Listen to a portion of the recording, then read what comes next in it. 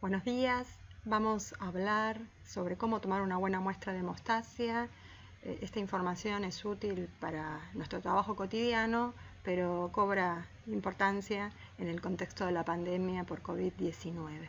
La información que les voy a contar surge de la colaboración del Servicio de Hematología con el Servicio del Laboratorio, las bioquímicas Virginia Romagno y Andrea Guillo. ¿Por qué son importantes las pruebas de hemostasia en la infección por COVID-19? Hay datos que sugieren que el dímero D es elevado, es un factor pronóstico importante y que indicaría en algunas situaciones la internación del paciente, incluso sin datos clínicos que la indiquen. La coagulación intravascular diseminada es frecuente en los casos muy graves y el coagulograma junto a las plaquetas y el fibrinógeno nos permite el diagnóstico de coagulación intravascular diseminada y el tratamiento de sostén con hemoderivados en caso de sangrado o procedimientos invasivos. En algunos casos muy puntuales existe la posibilidad de que pacientes que tengan insuficiencia respiratoria que no pueda resolverse con ARM, pronación, etc., requieran un tratamiento especial de sostén que conocemos como ECMO, y para que el paciente pueda recibir el ECMO se necesita que esté anticoagulado con heparina sódica y con controles de coagulograma cada 6 horas. En el hospital existen 3 tubos de hemostasia. Los tubos de hemostasia son los que tienen tapa celeste y tienen en su interior citrato como anticoagulante.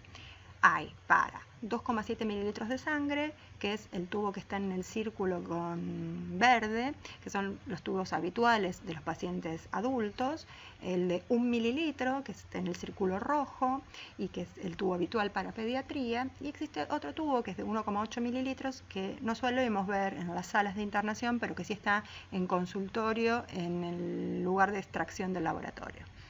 ¿Por qué es importante tener presente que existen 3 tubos? Porque cada tubo requiere una cantidad específica de sangre y esa cantidad está en relación a la cantidad de anticoagulante que tiene el tubo, porque hay una relación estrecha entre plasma y cantidad de citrato.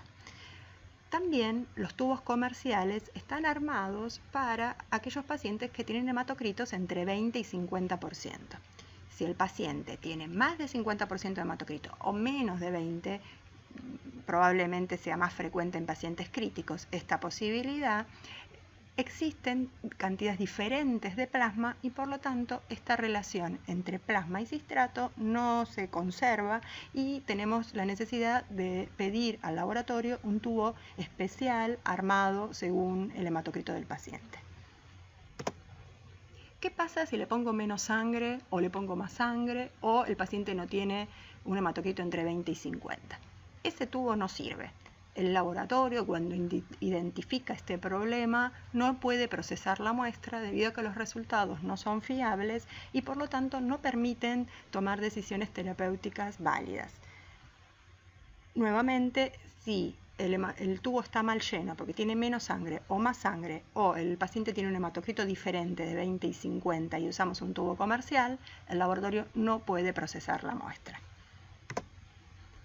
¿Cómo podemos hacer para evitar que nos vuelvan a pedir una nueva muestra? Primero tenemos que conocer el último hematocrito del paciente. ¿Existe la posibilidad de que esté por debajo de 20? Esta posibilidad es más probable si el paciente tiene entre 20 y 25 en su último control. Y la otra cosa que hay que tener presente, si ese hematocrito cambió porque estuvo sangrando o porque se transfundió. Si se sabe que el paciente tiene un hematocrito entre 15 y 20 o se sospecha esa posibilidad, hay que llamar al laboratorio, al interno de la guardia y pedir un tubo de citrato ajustado por el hematocrito.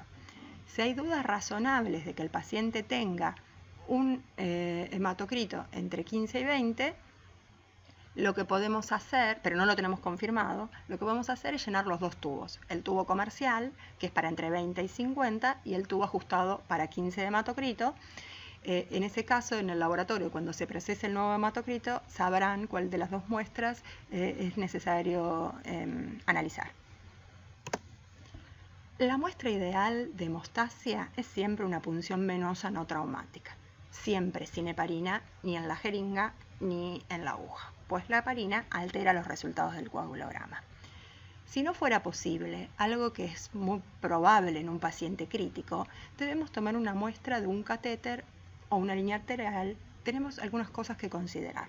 Primero, que no se infunde heparina por esa vía. Que en los casos que utilizamos el catéter, antes de tomar la muestra hay que retirar entre 5 y 10 mililitros de sangre para evitar la dilución por solución fisiológica, y de esta manera, al retirar sangre antes de llenado de los tubos, aumentamos el riesgo de anemia iatrogénica. Y las normas institucionales de control de infecciones de catéteres, que también es importante tener presente. Al entrar a la habitación, debemos disponer de los dos tubos comerciales que hay, el de 2,7 mililitros y el de 1 mililitro. ¿Por qué? Porque cuando nosotros tomamos la muestra, si existe la posibilidad que durante la toma no obtenemos la cantidad suficiente de sangre para el tubo de 2,7 y tenemos ahí un tubo de 1 mililitro, llenamos el tubo de 1 mililitro. Y cuando digo llenamos me refiero a ponemos 1 mililitro.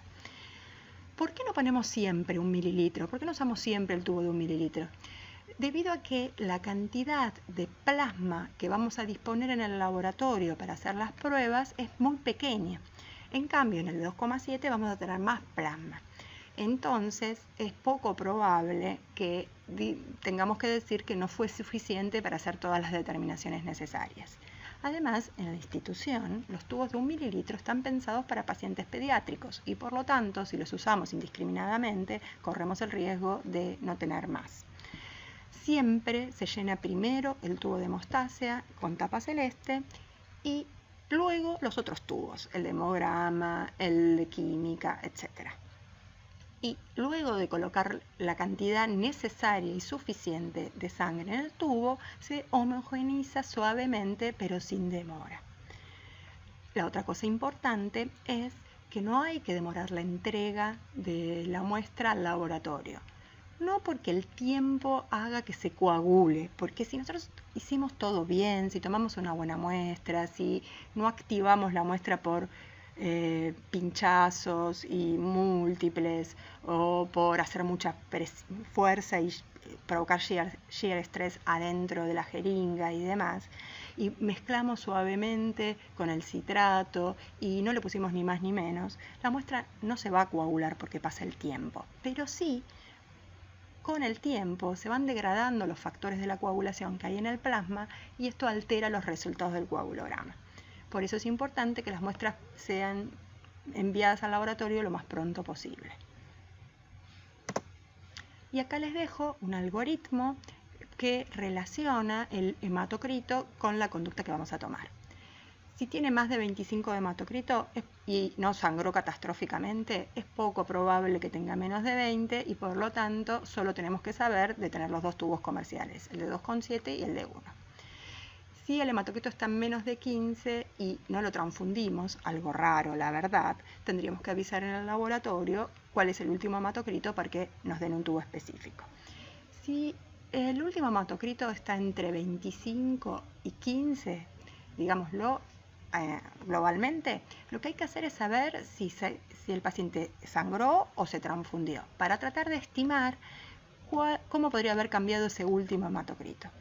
Si nos quedan dudas razonables de que el hematocrito esté por debajo de 20, podemos llamar al laboratorio y pedir un tubo ajustado al hematocrito entre 15 y 20 y llenar ambos tubos.